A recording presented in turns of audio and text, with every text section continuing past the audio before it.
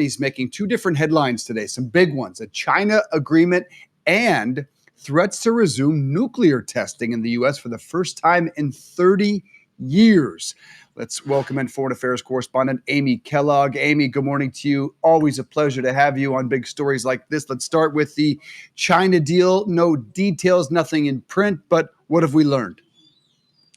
Thanks, Dave. Well, President Trump said that it was an amazing meeting and that on a scale of 1 to 10, it was a 12.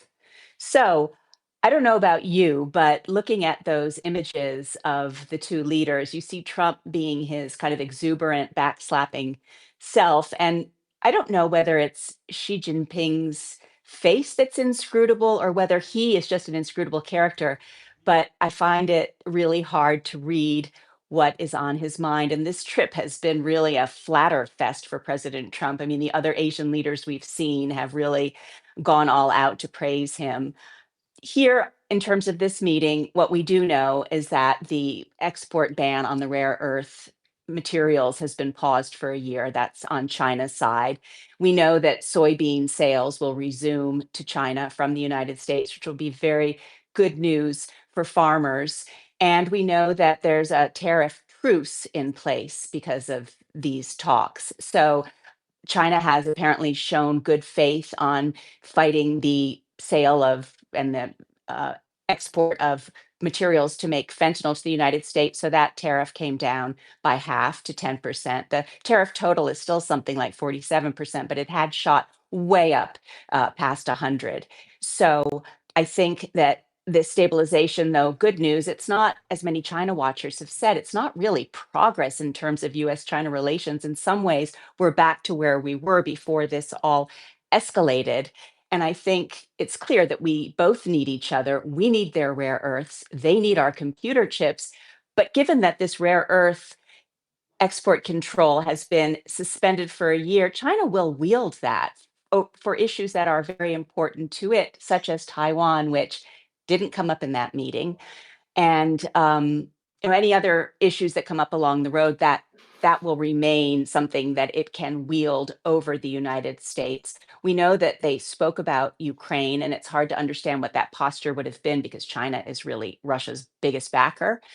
And we know that we have not heard that they spoke at all about China stopping to TikTok, purchase right? Russian oil. TikTok is in that familiar, that same position, right? Like they'll hold that above our because it did not come up. Yeah. Trump said something about how we're close to finding a modality to resolve that issue, but right, Dave, there were no details on TikTok, and there were a lot of things I think that were kicked down the road. It's more than anything a truce, and there's some sort of a grace period on the rare earths, and the computer chips also remains to be truly sorted out. It's going to be between NVIDIA and China, with the U.S. quote refereeing. Amy, let's talk about what the president said, what President Trump said before meeting with President Xi, talking about resuming testing nuclear weapons on what he called an equal basis with other nations. What does he mean by this? Do we know? And we understand the Kremlin's reacting to this morning.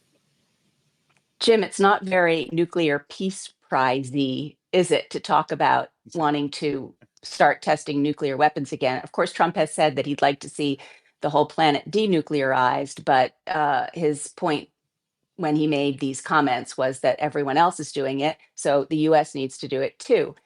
He said that it really wasn't about China, which has been building up its nuclear arsenal at an astounding pace to catch up with Russia and the United States. It's really about Russia, which has bragged about this Burevestnik nuclear powered cruise missile, which can travel for 8,000 miles, and its Poseidon underground nuclear drone, which could rock up to the California coast, according to Putin, and cause some nuclear tsunamis. The details, though, about testing are unclear because a detonation would be really stepping things up considerably. There hasn't been a detonation since 1990 something. And the Kremlin is saying it's not detonating, and it doesn't know of anyone doing detonation. So if the US started to do that, it would do it too. So this could be cause for escalation, or it could be kind of a tempest in a nuclear silo, but even a tempest in a nuclear silo, I think, more than anybody needs right now. And Amy, speaking of nuclear ambitions, what happened with Kim Jong Un? What were they did President Trump and he have a plan to meet? Well, Allison, we've been talking about it earlier in the week, hadn't we? That Trump had indicated he would drop everything to meet Kim Jong Un anywhere, anytime. And it didn't happen. And Trump, in the end, said he simply didn't have time for the meeting. So you can take him at his words or you can read between the lines. He did say yesterday that he believes that Kim Jong Un doesn't like a lot of people, but likes him, meaning likes Trump. So he seems to remain hopeful that some meeting will come together at some point in the near future, because on his list of conflicts to solve now is the North and South Korea conflict, which never, I mean, that war never ended. It's just in a state of truce. And the South Koreans made a lot of noise and even gave Trump a medal, a sort of presidential honor, when he was visiting with the South Korean president for his efforts to bring peace to the Korean Peninsula. So we'll see. That's what Trump said. He just simply hadn't managed to wedge it into his schedule, Allison. Okay, Amy Kellogg, thank you very much for all of the international news, and there's a lot.